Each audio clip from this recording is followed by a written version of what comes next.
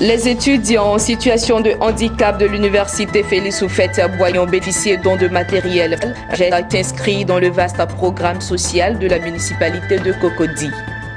Et puis, après le bilan d'Africains qui ont trouvé la chaîne à l'Europe, la jeunesse panafricaine pour la reconversion des mentalités vient de former les Ivoiriens sur les dangers liés à ce rêve de retour en Europe. Mesdames et messieurs, bonsoir et merci de nous suivre sur Business 24 Africa.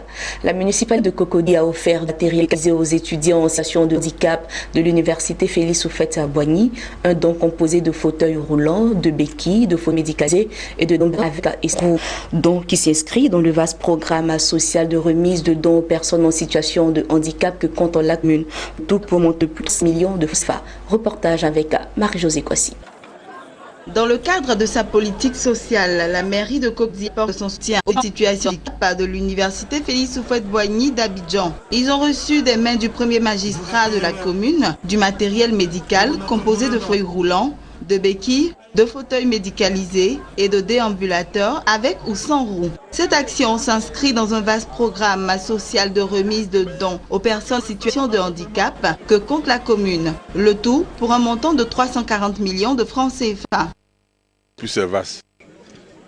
Ils prennent des cours.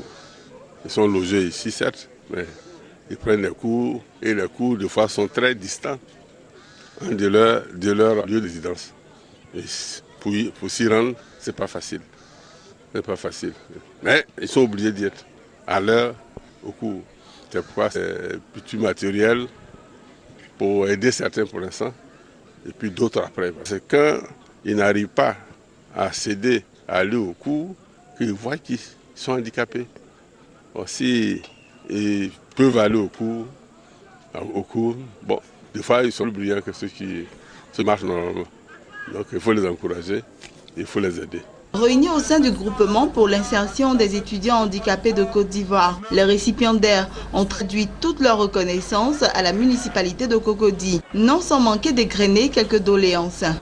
La difficulté que nous éprouvons d'abord sur l'espace universitaire, c'est le problème de déplacement. Il faut dire que depuis le départ nouveau, depuis la réouverture des universités, les taxis ne sont pas rentrés au campus et cela cause vraiment un problème de mobilité aux étudiants handicapés. Parmi nous, il y a les non-voyants.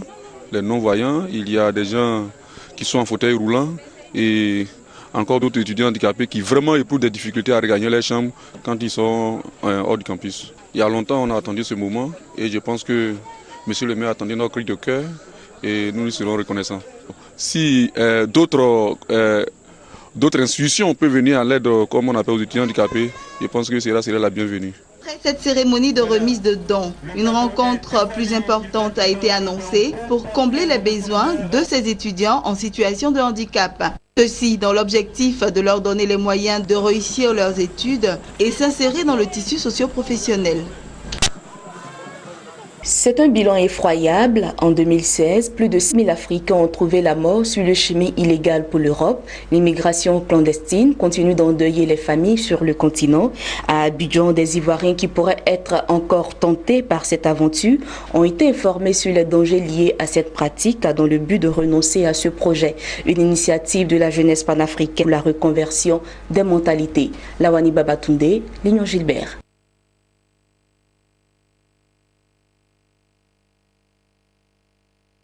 Ce reportage sur l'immigration clandestine pourrait se résumer à cette seule image du naufrage de cette embarcation en Méditerranée. Ils sont de plus en plus nombreux à braver les airs et la mer pour atteindre l'Europe, le Eldorado. Mais nombreux parmi eux meurent en chemin sans jamais pouvoir rejoindre la terre promise. En 2016, plus de 6 000 Africains ont trouvé la mort sur le chemin illégal pour l'Europe selon les données officielles. Pour ceux qui ont la chance d'y arriver, c'est un voyage au goût d'un séjour en enfer qu'ils relatent. Après avoir passé des jours à se déplacer à pied dans le désert et très souvent entassés dans des pick-up, supportant la faim et la soif et endurant l'extrême chaleur dans la journée et l'immense froid dans la soirée, avant d'affronter ce gigantesque étendue d'eau qu'est la Méditerranée. Que dire des traitements inhumains à leur réservés par les passeurs?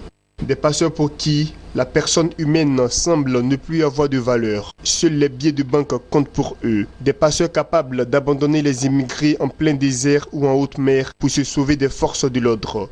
Pour éviter ce périple à d'autres personnes, la jeunesse africaine pour la reconversion des mentalités a pris son bâton de pèlerin pour inviter les Ivoiriens et Africains qui pourraient être encore tentés par cette aventure à tout simplement renoncer à ce projet. Nous voulons sensibiliser nos frères ivoiriens, nos frères africains, pour dire que l'Eldorado, c'est en Afrique, c'est pas en Europe. Il suffit de s'organiser, il suffit de croire en ses valeurs, il suffit de croire en nous, nous pouvons faire de belles choses. Donc, parce que les jeunes ont des talents, les jeunes africains sont des talents africains et nous devons les maintenir en Afrique pour impulser un développement progressif de l'Afrique par les Africains. L'immigration clandestine est un phénomène qui ne cesse de prendre de l'ampleur. Mais à quel niveau situe-t-on les responsabilités? Certains parents encouragent leurs enfants à aller se faire tuer en mer. Et nous disons non, il faut une sensibilisation de toutes les populations sans distinction aucune, afin que les parents eux-mêmes sachent ce que c'est que réellement les dangers de l'immigration clandestine. Et également les jeunes, chacun doit avoir foi en ce qu'il fait. Chacun doit avoir foi en ce qu'il fait. Il faut croire en soi-même et il faut également développer en soi un esprit de créativité de sorte à pouvoir tirer son épingle du jeu. La responsabilité peut être nationale parce que nous avons les capacités de pouvoir réussir en créant des emplois. Quand on dit créer des emplois, c'est théorique, mais il faut régionaliser le développement. Il faut montrer aux gens qu'on peut partir d'un œuf pour acheter un bœuf. Il faut leur montrer un repère comme le système des autres pays. Pas forcément quand tu as un grand diplôme, tu es dans un bureau. Quand tu as un grand diplôme, alors tu vas commencer à travailler au bas de l'échelle de l'usine pour pouvoir monter. Il faut changer et il faut faire en sorte que l'Afrique ne cherche pas à acquérir son indépendance dans la main de qui que ce soit. Nous ne sommes colonisés par personne. C'est à nous de décider, de nous mettre ensemble, de créer d'abord les systèmes qui puissent concurrencer d'autres nations, le système monétaire, le système politique, le système juridique. Prenons-nous en charge. On a peur de qui? C'est ce que je ne comprends pas.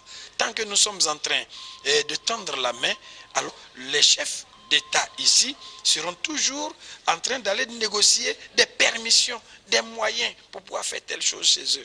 Chacun pouvait chasser les autres chez eux. Alors on va rester chez nous. De sorte que c'est celui qui a quelque chose à chercher chez les autres, à aller apprendre chez les autres, pour venir réinvestir chez lui. Eh bien, celui qui peut aller rendre ça chez les autres, qui ira. Mais restons chez nous, c'est en restant à la maison qu'on va balayer notre maison. L'immigration, oui, mais dans le respect des conditions légales, pour ne pas rencontrer la désolation et la mort sur le chemin d'une vie meilleure. Mais au-delà, ce sont les gouvernants africains qui sont interpellés et qui ont la charge de créer l'espoir sur le continent en mettant en place des politiques vigoureuses de développement inclusif. Et puis dans l'actualité internationale, l'Union européenne vient de lancer Landcam, un programme qui vise à sécuriser les droits liés aux terres, aux ressources et également améliorer la gestion des zones forestières du Cameroun. Selon le chargé de projet à la délégation de l'Union européenne, ce projet est financé à hauteur de 2,4 milliards de francs CFA et devrait soutenir les efforts du gouvernement pour améliorer la gestion des terres et des ressources naturelles pour la promotion d'une gouvernance foncière plus efficace. Terminons avec cette information. D'après la South African Table Grape Industry pour la saison 2016-2017, la production de raisins du pays s'annonce plus favorable avec une récolte de 64,5 millions de cartons. Des perspectives optimistes contraires aux incertitudes qui caractérisaient un an plus tôt la filière en raison de la sécheresse et de la chaleur qui ont affecté les cultures. Outre l'accroissement escompté de la production, l'organisation table sur une amélioration de la qualité des raisins de table sud-africains. Fin de ce journal. Merci de nous avoir suivis et restez avec nous sur Business 24 Africa.